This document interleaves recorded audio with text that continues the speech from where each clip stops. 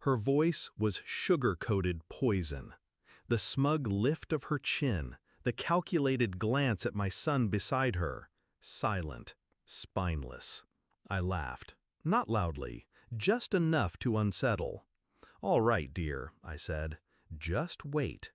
They thought I was defeated, but in that instant, my plan began. I wasn't the mother-in-law they imagined.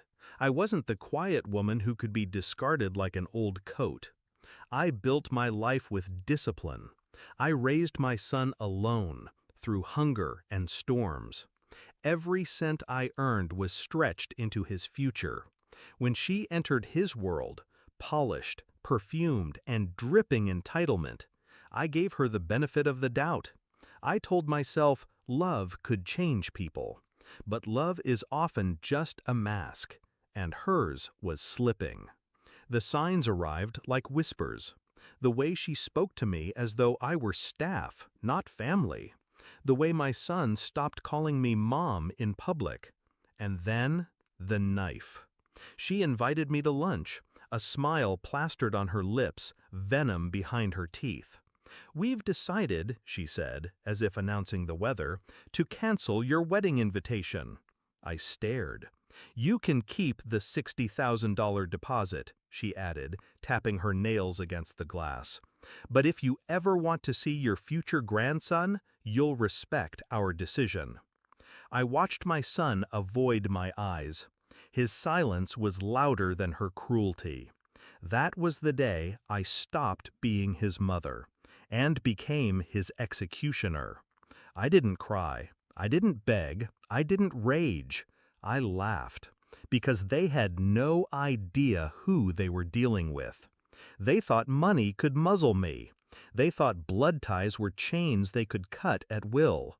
But they forgot. I still held the blade. 60,000 was never a loss. It was a key. I used it to hire the kind of man who thrives in shadows. Discreet, efficient, invisible. I gave him one instruction: follow her. Record everything. It didn't take long. Cheating hearts are never careful. 2 weeks later, he handed me the footage. Her, in a hotel suite, wrapped in another man's arms. Her laughter, her betrayal, recorded in crystalline clarity. I didn't rush. Timing is everything. Revenge served warm is indulgence. Revenge served cold is art.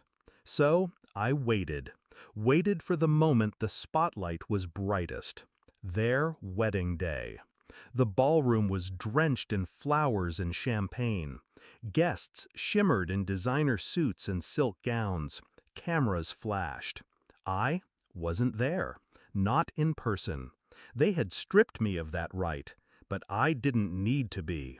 My presence arrived in the form of a USB, delivered to the event planner with a simple note: play this instead of the slideshow. When the lights dimmed, the guests turned to the screen, expecting childhood photos and romantic montages. Instead, the first frame appeared. Her, my future daughter-in-law. Naked vulnerability twisted with betrayal. Her body wrapped around another man. Her lips whispering words not meant for my son. Gasps, shouts, chairs scraping against the marble floor.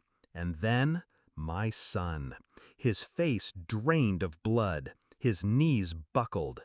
And right there, in front of hundreds, he fainted. The bride screamed. Her parents scrambled. The room dissolved into chaos.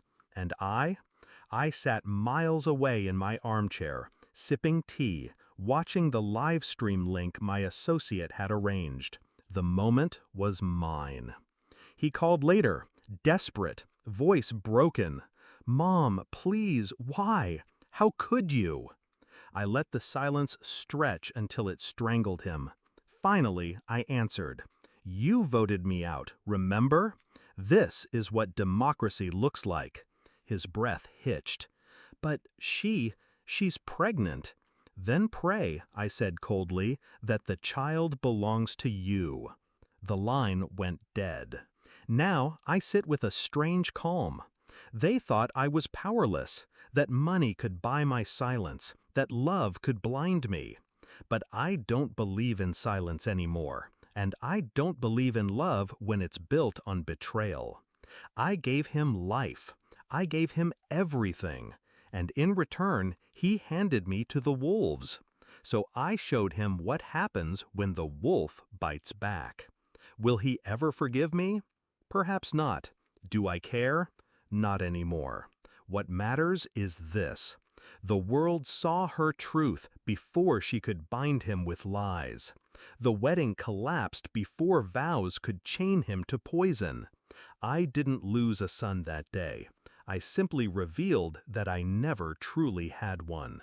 And as for her, she'll never forget that her greatest humiliation came not from an enemy, but from the tacky old woman she tried to erase.